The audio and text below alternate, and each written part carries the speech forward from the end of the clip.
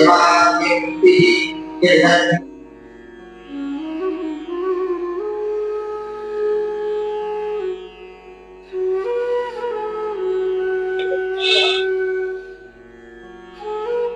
దగ్గర ఉంటే దానం చేయాలి, లేకపోతే వెళ్ళిపోవాలి. అంతేగాని ఆవిడని అంత చిన్న చూపు చూడడం చాలా తప్పు. బ్రో, నేను మంచిగా ఉన్నది ఈ స్థాయికి ఉన్నదానికి కారణం దేవుడు. అంతేగాని నేను ఇంకా బిచ్చడానికి ఎందుకు దానం చేస్తాను? బిచ్చగల వాళ్ళకన్నా పెద్ద బిచ్చగాడు నువ్వు. ఏంటి, నేను బిచ్చగానా? మరి కాదా? ఆకలేస్తే అమ్మని అడుక్కుంటావు, బాధ వస్తే నాన్నని అడుక్కుంటావు, కష్టాలు వస్తే దేవుడిని తీర్చమని అడుక్కుంటావు.